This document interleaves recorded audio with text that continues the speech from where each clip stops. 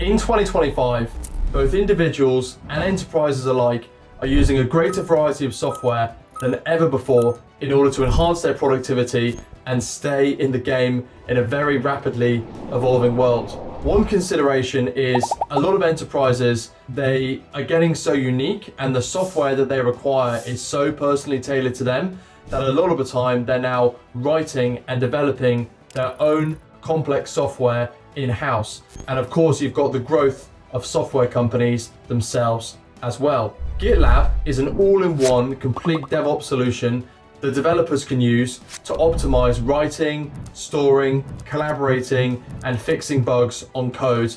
It's a mid-cap company that is growing at over 30% per year. We're going to analyze to see whether the shares are worth buying. The task of writing software has come a massive way since CVS back in the day. But the problem is that as this whole industry has got more complicated, companies are often managing their DevOps cycle on a very convoluted stack of different companies. GitLab has the most comprehensive all-in-one solution for companies to say, here is our DevOps system. We can plan, develop, store, update all of the code on here, and it makes it a whole lot easier. Think about software companies these days, or any company, right? Because this is the point. It's like for a company to survive in 2025, they need to have software. Every company needs to have software. Even Coca-Cola has its own software and its own unique way of doing things. It has probably built its massive own proprietary system because there's just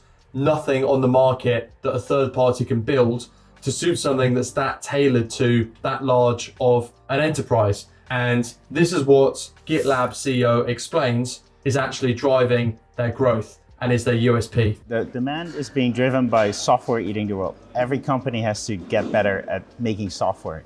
What companies are seeing is that they now have like 15 different tools to create software and they have to hop between each and every one of them to get it out the door.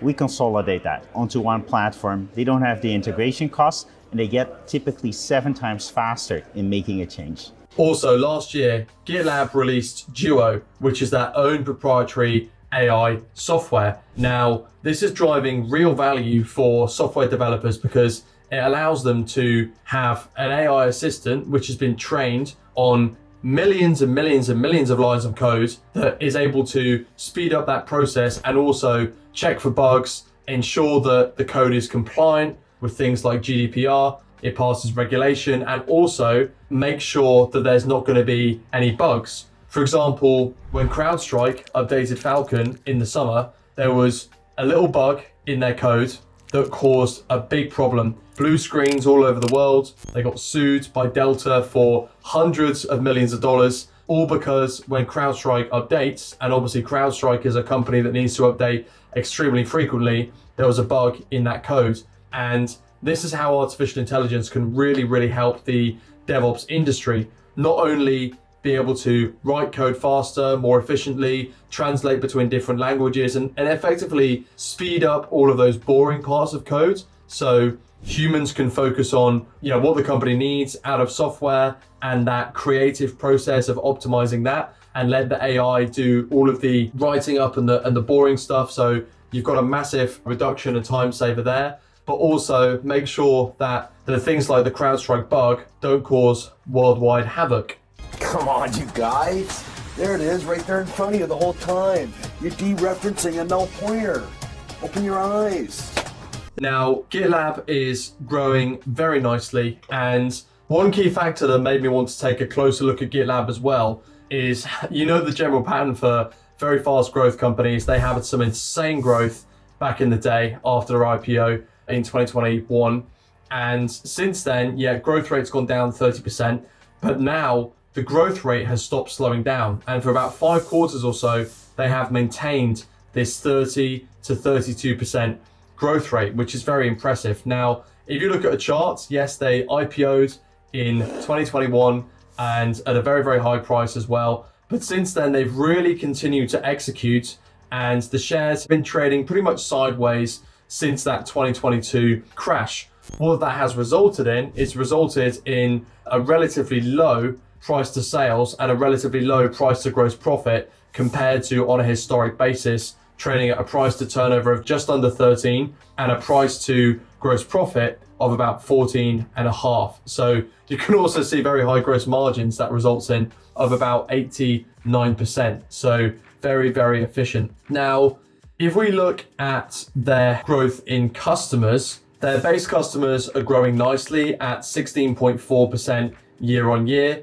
And then their large enterprise customers, which are obviously driving most of the revenue, they are growing 27.4% year on year. So really, really nice growth from GitLab, and they operate on a per month, per user model. And this is excellent because their software is tailored to large customers that want to build their own proprietary software, or developers that are building new software as well, right? So they're tailored to a lot of people working on the same project, but GitLab has a very low marginal cost of onboarding an additional user. But then, if all the users are already familiar with using GitLab, it then attracts more users onto GitLab, and thus it creates some very, very powerful economics for the platform. For Q4 of 2025, GitLab's guidance is 753.5 million, which is 30% full year on year at the midpoint, but only 25.4% for quarter compared to the same quarter last year. So that's a little bit of a drop. And this is what I really want to examine with GitLab is, can they sustain this sort of 30% level for another year? The business is executing really, really well. But what we want to see is, we don't want to see that growth rate tail off too much, because they're still trading at nearly 13 times revenue, right? And 14.5 times gross profit. And this is a company where their cash flow is not nearly optimized at all. They've broken even, they're cutting their operational expenses, they're showing that they very much can make a profit. R&D spending is not too high around the ordinary, sales and marketing is high and is coming down. So they're in a good position overall. And I actually reckon they will beat this guidance for the year end, because if you look at last year in Q4 for FY25, this time last year, they were guiding for 728 million, which would be at the midpoint, which was 25% year on year growth. And now as they've gone through the year, they've had a good year and they've ended up guiding for 30. You can also see from this chart that they usually beat on revenue by a relatively decent margin. So I'm interested in GitLab overall because software is becoming a more important part of businesses' lives. In order to really thrive, you need to have good software.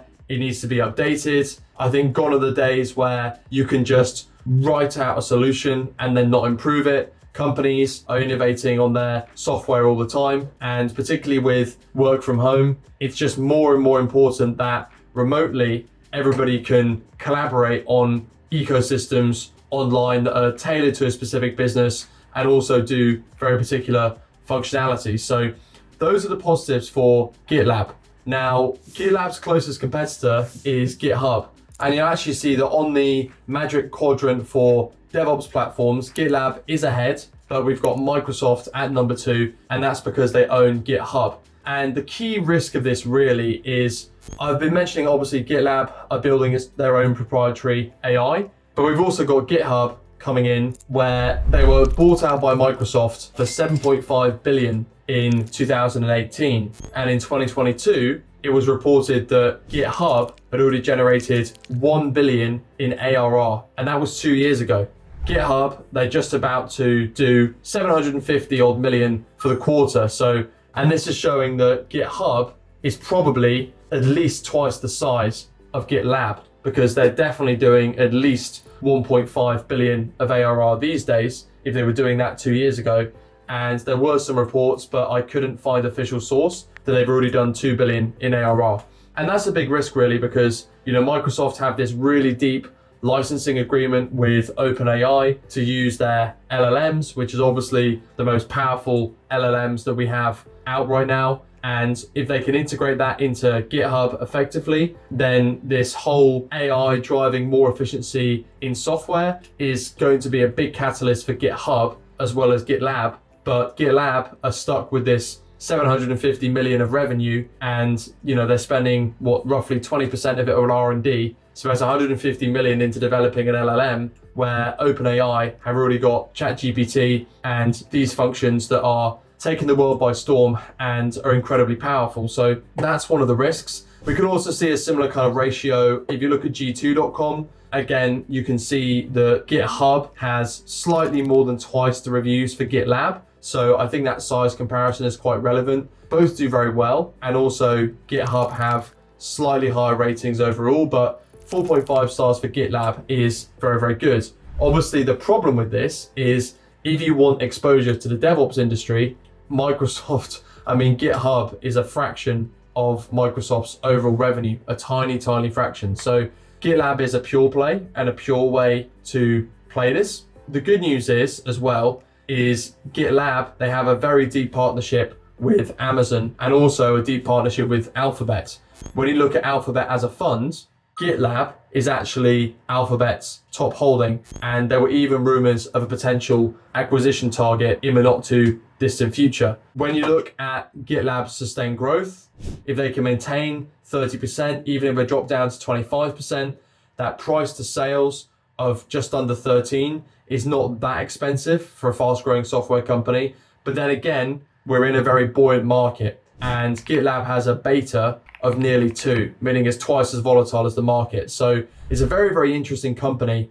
And my take on this is like they're in such a good position to benefit from growth in software, complications of software, enterprises wanting more and more tailored solutions, and mess ups like the CrowdStrike update not happening again, because that caused a huge amount of disruption and significantly affected CrowdStrike's brand. On the flip side, I think the fact that Microsoft, being this massive gorilla in the room, would stop me from making GitLab a large position in my portfolio for the moment. They also have a new CEO as of late. Unfortunately, the current CEO that was there right at the start, he has had problems with cancer. So they have a new CEO. It seems like he's got a wealth of experience, has actually previously worked at Microsoft as well, William Staples, but time will tell. And I very much prefer a founder-led business. Also, when I plug in my numbers into a DCF for GitLab, you can see that it's pretty much coming out at fair value.